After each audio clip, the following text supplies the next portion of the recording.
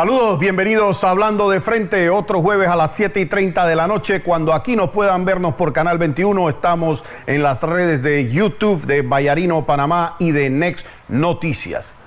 Hoy quiero tocar un tema sumamente delicado que tiene que ver con la justicia, pero hoy tiene que ver particularmente con un fraude electoral para el año 2024. Fíjense lo fuerte de esas palabras. Fraude electoral 2024. Yo quiero empezar porque la gente entienda que a nivel de Latinoamérica en general se está dando una serie de situaciones que van desde lo ocurrido en Brasil, por ejemplo, con el presidente Lula da Silva, en donde en su momento dado, cuando él estaba en campaña, lo metieron a prisión. Luego la Corte brasileña determinó que estaba mal vinculado y que se había vinculado de manera irregular por los jueces para tratar de impedirle su candidatura presidencial. Hoy, creo que faltan como 2 meses más o menos para las elecciones en Brasil y se perfila como el candidato ganador de Brasil. ¿Qué es lo peligroso?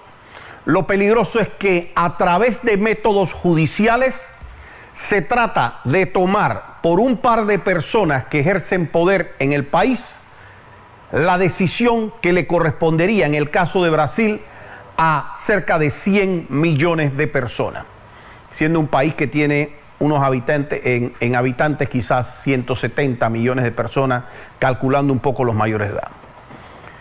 En Nicaragua, con el mandato de Daniel Ortega, se eliminaron 5 candidatos que tenían posibilidades contra Daniel Ortega, los 5 haciéndoles acusaciones sobre blanqueo de capitales y eliminando literalmente al candidato. Agarraron y lo pusieron preso al candidato. Hoy yo veo una noticia a 2 horas de venir para acá, en donde veo que están buscando una ley, están cambiando la ley para tratar de eliminar el recurso de casación. Eliminarlo de hecho, porque ellos van a decir que no, que es que lo están reformando. Pero lo que están haciendo es que ninguna persona que sea penada de 5 años hacia abajo pueda ejercer el recurso de casación. Y esto lo están haciendo con intenciones claras de vulnerar un tema que tenga que ver con temas políticos. Y ahora les voy a explicar. Desde que yo estoy en la defensa de Ricardo Martinelli, creo que los que me vieron hace 2 programas, vieron todo lo que yo le pregunté a la presidenta de la Corte, que me diera un solo caso, 1, no 2, en donde hubieran hecho todo lo que hicieron en el caso de Ricardo Martinelli. Y a este es el momento, y la invité también a venir al programa, que no ha podido hacerlo. No puede producir un solo caso. Pero nosotros nos hemos enfrentado a que cuando a Ricardo Martinelli lo trajeron para Panamá, dijeron que solamente iba a ser juzgado por el caso Pinchazos. Eso es lo que era el principio de especialidad, lo que dijeron aquí en Panamá. Ya existía el proceso de New Business, el proceso de Odebrecht, el proceso de todo esto. Y Panamá le dijo a Estados Unidos, por el único delito que vamos a juzgar a Ricardo Martinelli es por el caso Pinchazo, que es el que tenemos toda la evidencia en contra de Ricardo Martinelli. Hicimos un primer juicio. Y en ese primer juicio no se dieron los elementos para condenar a Ricardo Martinelli y salió más bien que había sido un expediente claramente armado desde el Consejo de Seguridad, particularmente en la computadora de Rolando López, alias Picuiro, que en unos minutos le voy a hablar lo que ha hecho el fiscal Emeldo Márquez con Picuiro dentro de la investigación que llevan, pero que claramente se logró demostrar que había mano del Ejecutivo, que todo lo que decían esos Varela Leaks era verdad, que lo que decía la Procuraduría Paralela de Saltarín cuando se hizo eso era verdad, que se había nombrado un testigo protegido que le habían pagado cerca de $1 millón y se hizo ese caso. perdieron ese caso. Nosotros ganamos el caso. Y mandaron a hacerlo, fíjense esto, mandaron a hacerlo 2 veces el mismo caso. Como no quedaron contentos con ese caso, con el resultado de la segunda vez, que también volvieron a perder y también quedó en evidencia toda la forma en que habían manipulado ese caso, entonces decidieron que mejor no le iban a hacer caso al principio de especialidad. Pero en vez de cumplir con el protocolo de vamos a buscar a través de un juez para agarrar y pedirle al Estado del que fue requerido las formalidades para tratar de quitar el principio de especialidad, dijeron, no vale el principio de especialidad, no lo vamos a hacer. Por supuesto, nosotros seguiremos peleando eso y lo vamos a pelear internacionalmente también de ser necesario. Pero lo que les quiero decir es las irregularidades. Ahora fíjense ustedes, aquí se dieron una cantidad de casos relacionados a todos los supuestos elementos que traía el Ministerio Público, y ustedes vieron casos del PAN, de Financial Pacific, de Caja de Ahorro, de instrumentos musicales, de bolsa de comida, etc. Todo lo que a usted se le puede ocurrir. Esos juicios fueron juzgados por los juzgados existentes al momento que entró Juan Carlos Varela. Había del juzgado 1 al juzgado 16. Del juzgado 1 al juzgado 16. Y los casos se le empezaron a caer uno por uno. Absoluciones, sobreseimientos, nulidades, uno a uno se le fueron cayendo. No con un juez, no con un tribunal superior, sino que iban con cualquiera de los jueces que iba pasando eso, con cualquiera de los magistrados del tribunal superior y arriba. Entonces, no estaban logrando nada con esos jueces. En el año 2017, en el gobierno de Juan Carlos Varela, ¿qué hacen? Crean el juzgado 17. 17 que le hacen llamar después 18 también. Ese juzgado 17 agarran y a pretexto de que van a desaparecer los otros juzgados, desaparecen los otros 16 juzgados para que esta juez, que se llama Valoisa Martínez, que fue puesta durante el gobierno de Varela, sea la que reciba todos los procesos restantes y sea ella la que lo juzga ahora bajo una nomenclatura que llaman Juzgado Tercero de Descarga Penal. La ley, la Constitución y los convenios internacionales dicen que el juez que lo va a juzgar a uno tiene que ser juzgado, tiene que estar en el puesto, tiene que existir ese juzgado antes de que se haya producido la investigación y el hecho por el cual a usted lo van a investigar. Y el objeto de hacer eso es que usted no puedan precisamente hacer eso, que digan 16 jueces no me gustan, quiero ponerte yo a mi juez y vamos a ver qué pasa entonces con esa juez. Yo creo que ya es un hecho público y notorio lo que ha ocurrido con esta juez. Esta juez que le han revocado decenas de decisiones por haberlas hecho contrarias a derecho. Le han causado nulidades por haber hecho audiencias de todas a todas. Una juez que ha respetado fueros, que ha respetado todo, lo ha hecho. Esa juez manda a levantar un fuero en el Tribunal Electoral. Los magistrados dicen, no hay la causal para levantar el fuero penal electoral. Viene toda una presión mediática y curiosamente esos mismos magistrados dicen, no, sí existe la causal para revisar el fuero penal electoral. Y con esto me quiero referir, no, lo dice el Tribunal Electoral después de que el magistrado del Tribunal Electoral sale diciendo públicamente que lo están presionando y que está recibiendo presiones para cambiar esa posición.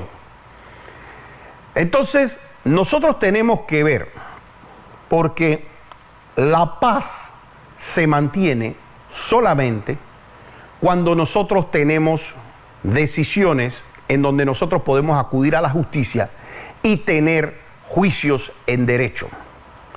Si me van a cambiar hasta el juez, luego agarraron el Tribunal Superior ahora, que tenía magistrados históricos, magistrados superiores, y dijeron no, lo que pasa es que los cargos van a ir a descarga, y cambiaron a los magistrados del Tribunal Superior también, para quedarse con 3 magistrados específicos del Tribunal Electoral, de la cual yo tengo sobre uno mucho cuestionamiento, otro quiero verlo, otro pienso que es un buen magistrado honestamente.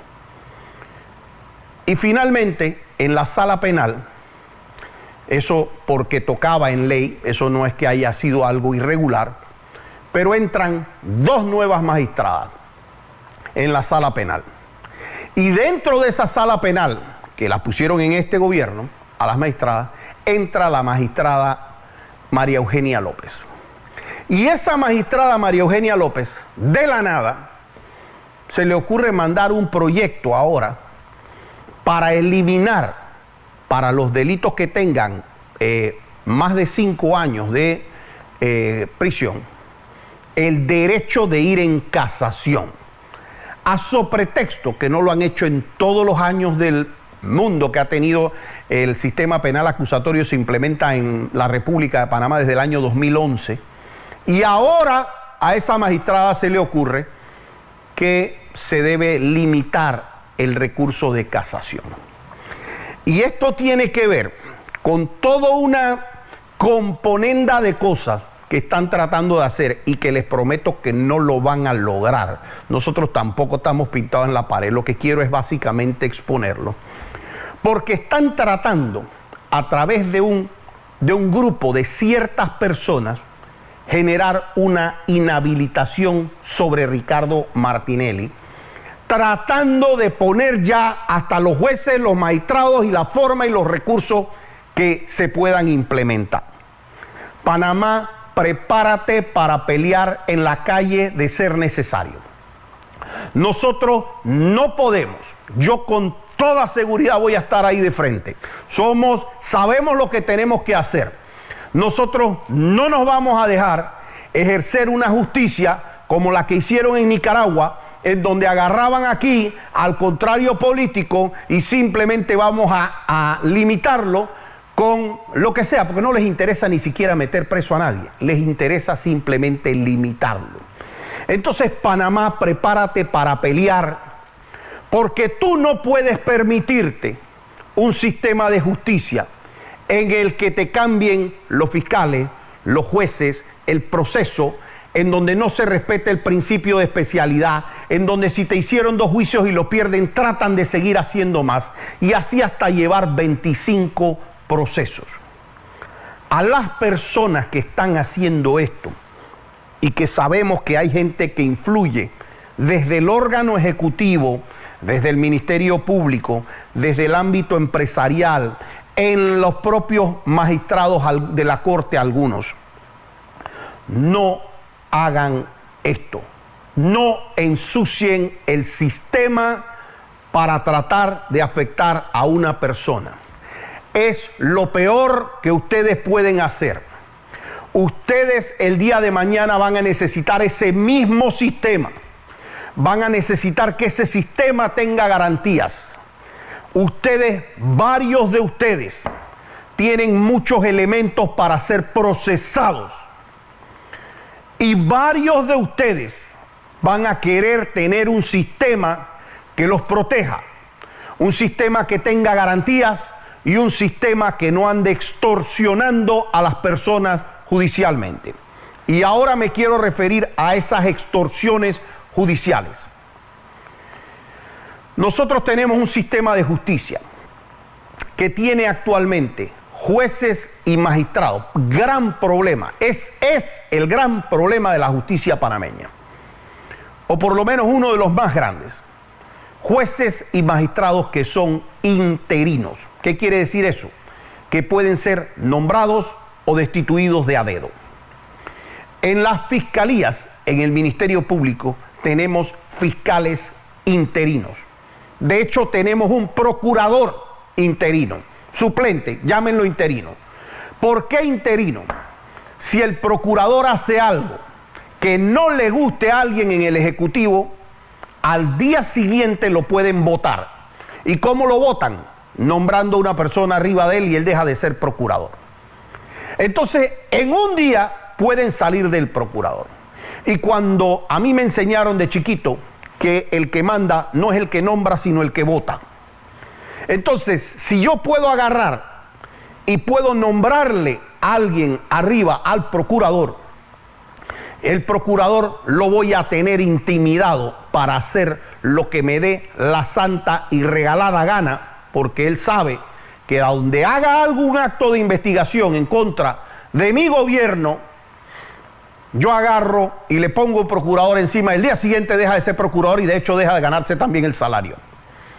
Los fiscales de este país están iguales. Y entonces los traen a los cargos, Fiscalía de Crimen Organizado, fiscal de droga, fiscal de lo que sea, y también están de a dedo. No están bajo una carrera judicial. ¿Y qué implica esa carrera judicial? Implica que ese fiscal llega ahí por sus méritos, concursa, presenta las capacidades que tiene, presenta su pasado, presenta su currículum, la experiencia que tiene, compiten, se saca puntaje, hay un comité que revisa esto y la persona es designada en ese puesto. Y luego que es designada, el superior inmediato no lo puede quitar por capricho. Tiene que hacerse un proceso por alguna falta que va a juzgar otra persona que no va a ser ese superior inmediato. Entonces esa persona siente que tiene independencia en sus decisiones. Ese juez o ese fiscal, a pesar de que tiene un superior, si el superior le dice, oye, condéname a ese, no señor, yo tengo que ver las pruebas. Absuélveme a ese, no señor, yo tengo que ver las pruebas. Entonces usted va a tener una garantía de que usted tiene una persona con un carácter, con un conocimiento jurídico, con unas personas que tienen una estabilidad en el puesto que no la pueden intimidar, una persona que ciertamente no es un pelafustán que está en el cargo, que tiene experiencia, así es que sabe pararse también y sabe que no le debe el cargo a nadie nada más que a sus capacidades. Y esa persona, y yo tengo que decir que el sistema tiene muchas personas con capacidad, tanto fiscales como jueces, pero van a llegar a esos puestos altos, no el amiguito del procurador, el que era el compañero de él cuando estaba Kenia, el que era el que Kenia propuso porque era el amiguito de ella. Entonces nosotros vamos a tener, el que era amiguito de Picuiro, no va a llegar ahí, no se va a mantener ahí porque ese era el amiguito de Picuiro. Porque muchas de las operaciones que realizó en su momento el Consejo de Seguridad cuando estaba llevado por Picuiro, precisamente tuvo que hacerse en coordinación con el fiscal Emeldo Márquez de Crimen Organizado. Entonces fíjense, ese fiscal está ahí de a dedo. ¿Y qué significa de a dedo? Que lo pueden remover mañana. Que si le conocen algún rabo, como decimos en buen panameño, tendrá que estar ahí muy temeroso. Y a mí me llama la atención particularmente en el caso de Picuiro, porque Emeldo Márquez, con bombos y platillos, salió aquí manifestando una imputación contra Rolando López, alias Picuiro, y lo vinculó a un caso de tráfico internacional de armas, que nosotros siempre dijimos, nosotros respetamos la presunción de inocencia. Pero me llama la atención que ese mismo fiscal de Kenia Porcel también, ese fiscal que hizo una imputación diciendo tener los elementos para vincularlo, que le allanó la casa, que lo estaba buscando por el país, que hizo todo un show mediático, de la nada, resulta ser que Picuiro no hizo nada malo y entonces él mismo está solicitando ahora sobreseer a Picuiro.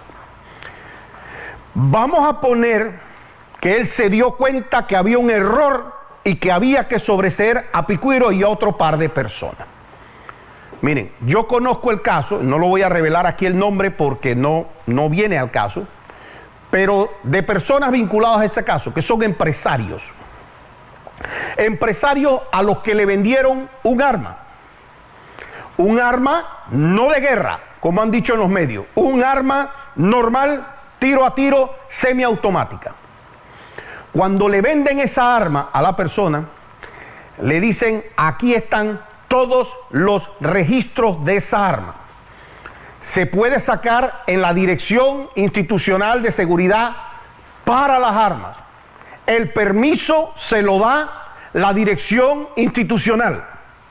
Original el permiso, no falsificado. O sea, tiene permiso estatal para tener esa arma. Y el fiscal Emeldo Márquez es capaz de dejar vinculado a ese empresario, solicitarle no sé cuánto, si 10 o 15 o 20 años, no tengo idea ni siquiera cuánto le está solicitando. Pero de repente, Picuiro, que había dicho el fiscal que tenía en la investigación elementos contra él y que habían armas y que habían tal y cual, de repente ese fiscal Emeldo Márquez, que trabajó con Kenia Porcel, resulta ser que no tiene los elementos para vincular a Picuiro. Y yo, responsablemente, voy a pedir toda esa investigación y el escrito de acusación, porque aquí lo voy a debatir ampliamente sobre ese tema, porque lo que es bueno para el chancho tiene que ser bueno para la chancha. Y usted no me puede decir a mí, es que lo que pasa es que el empresario hizo algo malo, que es el menos que pueden vincular, porque para mí el señor Rolando López, que obviamente no me cae bien, pero para mí el señor Rolando López era una de las personas que más conocimiento podía tener de temas que tienen que ver con armas, porque era el secretario del Consejo Nacional de Seguridad. Entonces, si él tiene que tener todo el conocimiento de cómo funciona esto, yo no sé cómo es que fue sorprendido en su buena fe. Yo no sé cómo es que, es que si tenía un arma y la devolvió, entonces cómo es que no se configuró un tema delictivo. No lo sé todavía. Voy a averiguarlo, pero lo que sí pueden tener por 100% seguro es que aquí vamos a revisar esa decisión de Emeldo Márquez, porque Emeldo Márquez me tiene que decir a mí como un empresario que no tiene un solo antecedente, que fue y dijo, señores, aquí está el arma, esto fue lo que a mí me vendieron, y aquí está el permiso y aquí están los documentos y todo originales. O sea, esto lo fueron a buscar a la Dirección de Seguridad Institucional y aquí está el permiso y aquí está todo. Y a esa persona la quieres tratar como si esa persona hubiera cometido un delito. Yo invito a Emeldo Márquez a este programa si quiere explicarme esa diferencia. Y nos venimos aquí con la carpeta. Emeldo Márquez, tú estás más que invitado a venir a este programa el próximo jueves, para que no digas que no te doy fecha. Aquí vienes el próximo jueves y debatimos sobre ese caso. Porque yo quiero que tú me digas a mí, ¿qué magia te dio a ti de repente para tú darte cuenta que te habías equivocado? Porque si te habías equivocado, supongo que vas a hacer un video saliendo pidiéndole perdón a Picuiro y diciéndole disculpa a Rolando López porque te hice todo este daño mediático, te vinculé a una causa y resulta ser que yo estaba equivocado. Pero como yo no he visto ese video y yo nada más que veo esto calladito, que no se lo dicen a nadie, y yo me entero así como quien no quiere, que están procesando a varios miembros de ciertas entidades de seguridad por exactamente lo mismo, y a un empresario que mucho menos tenía que ver, y a mí no me han explicado cómo es que Rolando López resulta ser que de repente no tiene nada que ver. Te doy la cortesía, Emeldo Márquez, para que tú vengas y te sientes en ese puesto y me hables a mí, como a mí y al país, porque yo no soy interesante, pero el país sí le interesa saber cómo fue esa equivocación suya, que ahora Rolando López no tiene nada que ver con ese expediente. Quiero culminar con un mensaje de estas cosas que están pasando en las fiscalías. Es lamentable lo que se está viendo con los jueces y magistrados de garantía. Yo quiero hacer este llamado con el mayor respeto que yo pueda hacerlo a los colegas jueces y magistrados de garantía. muchos de los cuales no solamente respeto, sino admiro. Pero lo que hoy día está pasando con el sistema de justicia en Panamá es realmente inaceptable y solamente ustedes pueden hacer un cambio sobre el sistema. Nosotros estamos teniendo personas que están vinculando a expedientes solo y únicamente a través de informes anónimos. La Corte ya ha dicho que los informes de la policía no son más que meros indicios. Pero ¿qué está pasando? Está pasando que vinculan a la persona, les llaman las operaciones tal, 17 nombres de operaciones, todos de Hollywood, de los mejores nombres que hay. Solicitan la detención de la persona y al rato está el Ministerio Público, como es una costumbre ya, solicitando, vamos a hacer de esto causa compleja. ¿Y qué significa causa compleja? Significa que ellos, en vez de investigar 6 meses, pueden pasarse un par de años investigando, pero con la persona detenida. Entonces la persona no tiene derecho a ir a un juicio. Y entiendan, por favor, jueces y magistrados, que de nuevo lo hago con el mayor respeto, que un defensor no tiene la oportunidad de que ustedes vean los expedientes, porque sabemos que ustedes no ven los expedientes. Se basan en una oralidad de 15 minutos y 20 minutos de lo que le dicen las partes y lo que dice un fiscal. Y en esos 20 minutos, un fiscal se limita a decir cosas tan básicas como es que a él lo vinculan en 1, 2 o 3 informes de inteligencia de la policía. Y los magistrados y los jueces, por tener un apuro, porque tenemos que ir a hacer otra audiencia, porque tenemos, y entiendo que ellos tienen una agenda que cumplir, pero están debatiendo los años de libertad de una persona o los años de no libertad de una persona. Y esos 5 minutos, 10 minutos a lo más, magistrados, jueces, que ustedes no agarran y encasillan a ese fiscal, a petición de la defensa, por supuesto, para que no estén haciendo una labor oficiosa. Ustedes tienen que poderle preguntar a ese fiscal, tiene que suceder en estas audiencias de control. Fiscal, dígame, ¿qué dice ese informe? ¿Quién lo sustenta? Porque no puede ser que yo le pueda decir a un juez, es que me fue una llamada anónima. Y en base a eso yo vaya a tener a una persona detenida años. Y que usted no le pueda decir a esa persona qué dice específicamente ese informe fiscal de esa persona en particular.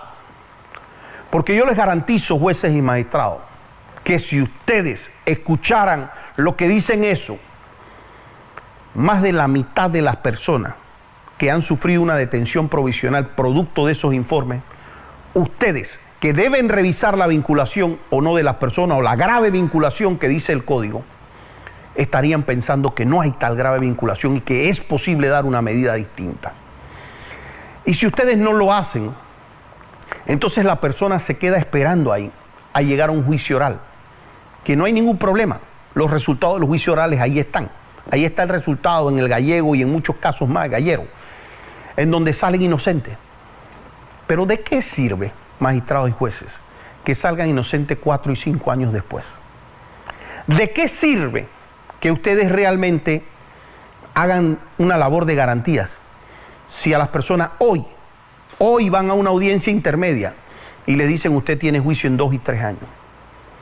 Por eso las personas están siendo hoy día extorsionadas judicialmente, como bien una publicación, en donde le dicen a la persona que está en detención, con mucho dolor está pasando esto en el país, y le dicen, señor, si usted quiere, usted me acepta ahora una pena de 4 años y se cambia una multa, como pasó en el caso de las vacunas, de 5 años y se lo cambio por trabajo comunitario. Porque si no, yo te voy a pedir una pena de 10 años. No me importa si sales inocente, porque eso no va a pasar sino en 3 o 4 años. Esos magistrados, jueces, ese no puede ser la justicia que ustedes quisieran para sus hijos, para su mamá, para su familia.